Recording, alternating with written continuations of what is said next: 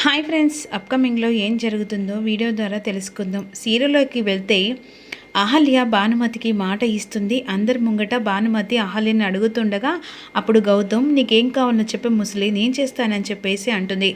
ఆ సమయంలో ఇక నేను ఏదైనా కోరినాక ఇస్తావు కదా, ఏం లేదురా, అహల్య వారం తర్వాత వస్తుంది, అయితే పర్లేదు. అప్పుడు వారం తర్వాత అహల్య రాకపోతే అప్పుడు అతిథి మెల్లో 3 ముళ్ళు వేయాలి అని చెప్పేసి ఈ విధంగా ఇక భానుమతి చెప్పేసరికి అహల్య ఉన్ను గౌతమ్ షాక్ అయిపోతాడు. ఇక తను చెప్పినట్టుగా నాకు మాట ఇచ్చింది కదా మీరా చెప్పినట్టుగా ఆ మాట ప్రకారంగా నువ్వు కూడా ఓకే అంటే సరిపోతుంది అని విధంగా భానుమతి అంటుండగా అప్పుడు వెంటనే గౌతమ్ ఆలోచించి అహల్యను వారం తర్వాత తీసుకొస్తానని చెప్పేసి నీకు మాటిస్తున్నానే, ఒకవేళ అహల్య తీసుకురాకపోతే నువ్వు కోరుకున్నట్టుగానే అతిథి మెల్లో 3 ముళ్ళు వేస్తానేసరికి అందరూ షాక్ అయిపోతారు. ఇదేంటి, అహల్య ఎక్కడుంది, చనిపోయింది కదా, వీడేంటి ఇలా మాట ఇచ్చాడు అని చెప్పేసి సుభద్రావును అర్జున్ ప్రసాద్ అనుకుంటూ ఉంటారు. ఈలోపు ఇక భానుమతి సంతోషంగా అతిథితో అంటూ ఉంటుంది, ఇంకేంటి అతిథి, ఇంకా కొన్ని రోజులు మాత్రమే, లెక్క పెట్టుకో, అప్పుడు ఇంటి కోడలవుతావు అని చెప్పేసి అన్న తర్వాత అప్పుడు అతిథికి కూడా కాస్త అనుమానం వస్తుంది. ఇదేంటి ఇంత కొట్టి పాడేసినట్టుగా చెప్తున్నాడంటే ఖచ్చితంగా అహల్య ఎక్కడుందో తెలుసుకొని తనని ఇంటికి తీసుకొస్తాడని నమ్మకంతో ఈ మాట చెప్పినట్టున్నాడు అని అతిథి ఆలోచిస్తూ ఉంటుంది. ఈలోపు గౌతమ్ పైకి వెళ్ళిన తర్వాత అసలు గౌతమ్ గారు ఏ విధంగా ఆలోచించి ఇలా బామ్మకి మాట ఇచ్చాడు అని లోపలికి వెళ్ళి, అదేంటి గౌతమ్ గారు, అహల్యను ఎక్కడి నుంచి తీసుకొస్తారు, ఎలాగైనా సరే అహల్యను తీసుకొస్తానని మాట ఇచ్చాను కదా మీరా గారు, నా భార్య ఎక్కడుందో సరే నా బాధను నా ప్రేమను అర్థం చేసుకొని ఆ దేవుడే మళ్ళీ తిరిగి నా భార్యను నా దగ్గరికి చేరిస్తాడని నమ్మకం ఉంది, ఆ దేవుని మీద నేను నమ్మకం వేస్తున్నాను అనే విధంగా గౌతమ్ మీరాకి చెప్పిన తర్వాత ఈలోపు పోలీసులు వెంటనే అర్జున్ ప్రసాద్ వాళ్ళ ఇంటికి వస్తారు. ఇక మీరా గారు అని చెప్పేసి పిలుస్తూ ఉండగా ఆ సమయంలో ఎవరు మీరు అని చెప్పేసి భానుమతి ఇక అడుగుతూ ఉంటుంది. నాకు మీరా గారు కావాలి, మీరనా అని చెప్పేసి పైన ఇక మీరా గౌతమ్తో మాట్లాడుతుండగా మీరా అని చెప్పేసి భానుమతి గట్టిగా పిలుస్తుంది. ఏంటని చెప్పేసి హాల్లోకి వచ్చేసరికి నీకు బెనర్జీ తెలుసా అని చెప్పేసి పోలీసులు అడుగుతుండగా బెనర్జీ మా అన్నయ్య అని చెప్పేసి మీరా అంటుంది.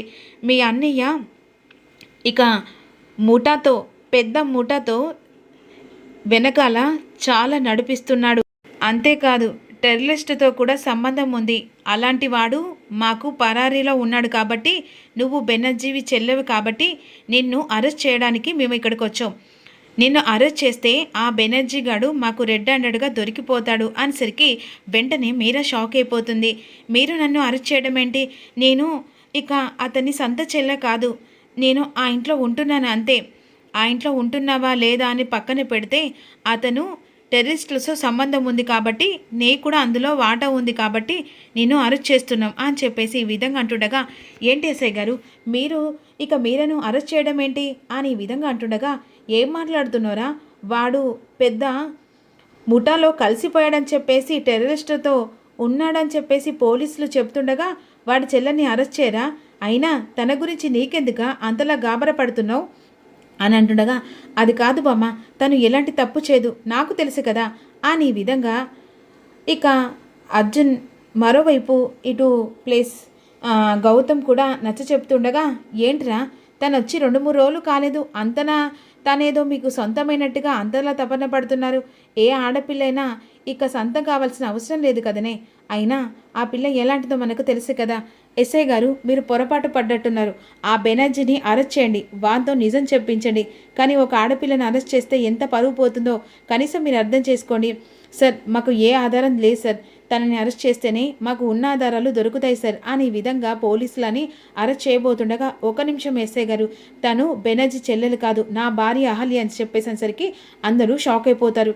ఏం మాట్లాడుతున్నారు, అవునండి తను నా భార్య అహల్య, కావాలంటే ఫొటోస్ చూపిస్తా అని చెప్పేసి తన పెళ్లినాటి ఫొటోస్ చూపించేసరికి ఒక్కసారిగా అందరూ షాక్ అయిపోతారు. తను నీ భార్యనా, బెనర్జీ వాళ్ళ తను ఇంట్లో ఎందుకుందో అవి మా పర్సనల్ విషయాలు, కానీ తను మాత్రం చట్టరీకంగా నా భార్య, కావాలంటే నాకు కొడుకు కూడా ఉన్నాడు అని చెప్పేసి ఈ విధంగా చూపించేసరికి అక్కడి నుంచి పోలీసులు వెళ్ళే ప్రయత్నం చేస్తుండగా, ఎస్ఐ గారు ఒక్క నిమిషం, తనని కాపాడడానికి ఇదంతా నాటకం ఆడుతున్నట్టుగా అర్థమవుతున్నారు. వెంటనే తనని అరెస్ట్ చేసి తీసుకొని వెళ్ళండి అని చెప్పేసి అతిథి అంటూ ఉంటుంది. అతిథి, నీకు అనవసరం లేని విషయాలు నువ్వు కలుగజేసుకోకు. ఏంటి గౌతమ్, ఆల్రెడీ అహల్య చనిపోయి ఎన్నో రోజులైంది. అయితే ఇప్పుడు నీ బాబు కోసమని అహల్య రూపంలో ఉన్న మీరను కాపాడడానికి నువ్వు తను నీ భార్య అని చెప్పేసి అంటే పోలీసులు నమ్మేస్తారా? ఏంటి ఎస్ఐ గారు, మీరు ఇదే మీ జాబా? అసలు సాక్ష్యాలు ఉన్నాయో లేవో, అసలు ఏంటి, అసలు తను ఉందా లేదా అని తెలుసుకోవాల్సిన అవసరం లేదా? జస్ట్ ఆయన సాక్ష్యం చూపించగానే సర్లే అని చెప్పేసి మీరు వెళ్ళిపోతున్నారు. తను మీరాని, అహల్య కాదు. అహల్య చనిపోయి తను ఇప్పుడు ఆ రూపంలో ఉంది కాబట్టి బాబు తన దగ్గర ఇక ఏడవకుండా ఉంటున్నాడు కాబట్టి తను ఇక్కడ కేర్ టేకర్గా పనిచేస్తుంది అనేసరికి, ఏంటి మామ అలా సైలెంట్గా ఉన్నావు? అవును, తను చెప్పేది నిజమే. తను అహల్య కాదు, నా మనవరాలు కాదు, అసలు ఇంటి కోడలే కాదు. వాడి భార్య ఎప్పుడో చచ్చిపోయింది. ఇప్పటికీ నెల అవుతుంది. అది నా అహల్య రూపంలో ఉంది కాబట్టి ఇక వీడు దాన్ని కాపాడడానికి ఇదంతా చేస్తున్నారు. వాళ్ళ మాటలు పట్టించుకోకుండా వెంటనే స్టేషన్కి తీసుకెళ్ళండి అని చెప్పేసేసరికి, ఏంటి గౌతమ్ గారు, మీరు చెప్పిందంతా అబద్ధమే. అది కాదు సార్, వీళ్ళు కావాలని చెప్తున్నారు. లేదండి, మీరు ఖచ్చితంగా సాక్ష్యాలు చూపించిన తర్వాతే తను నీ భార్య అని మేము రిలీజ్ చేస్తాం. అందాక మా కస్టడీలోకి ఉంటుందని చెప్పేసి పోలీసులు అహల్యను అరెస్ట్ చేసి తీసుకొని వెళ్తూ ఉంటారు. అసలు మీకు ఎవరు చెప్పినా అర్థం కావట్లేదా? తను మీరా రూపంలో ఉందా అహల్య అని చెప్పేసి అంటుండగా, ఏంటి అహల్య, తను అహల్య కాదు మీరా అని చెప్పేసి మీరే నమ్మించారు. ఇప్పుడు మీరా కాదు అహల్య అని చెప్పేసి మీరే నమ్మిస్తారా? అంటే ఏంటిరా, ఏమనుకుంటున్నారు అని విధంగా భానుమతి అంటుండగా, కావాలని ఆ మీరాను కాపాడడానికి దంట నాటకం ఆడుతున్నాలే అని చెప్పేసి అతిథి అంటుంది. ఇంకొకసారి మా విషయంలో, పర్సనల్ విషయంలో నువ్వు జోక్యం చేసుకుంటే మర్యాదగా ఉండదు, వెళ్ళిపో అని చెప్పేసి అనేసరికి అక్కడి నుంచి అతిథి కోపంగా వెళ్ళిపోతుంది. అయ్యో దేవుడా, ఏంటి వాడు ఇలాంటి మూర్ఖుడు అని చెప్పేసి ఇక వెంటనే పోలీసులు అరెస్ట్ చేసిన తర్వాత బాధపడుతుండగా ఈలోపు స్టేషన్కి ఇక కలవడానికి వెళ్తాడు.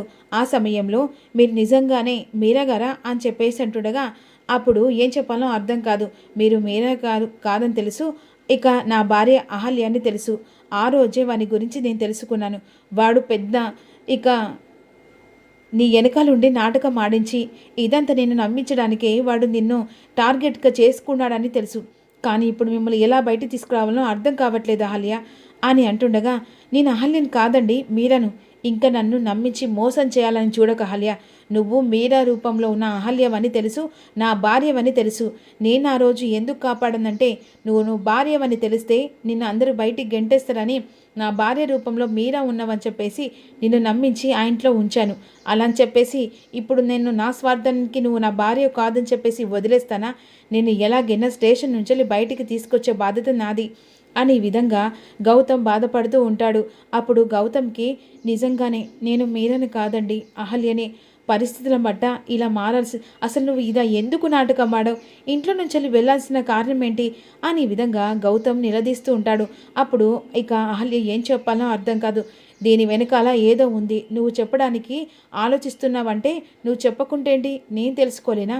అసలు నువ్వు ఇంట్లో నుంచి శాశ్వతంగా ఎందుకు వెళ్ళాలనుకున్నావో, నిన్ను ఎవరు బలవంతంగా బయటికి పంపించారో అన్ని విషయాలు నేను బయట పెడతాను. ఫస్ట్ నిన్ను బయటికి తీసుకొచ్చే ఆలోచన చేయాలని చెప్పేసి గౌతమ్ అనుకుంటూ ఉంటాడు.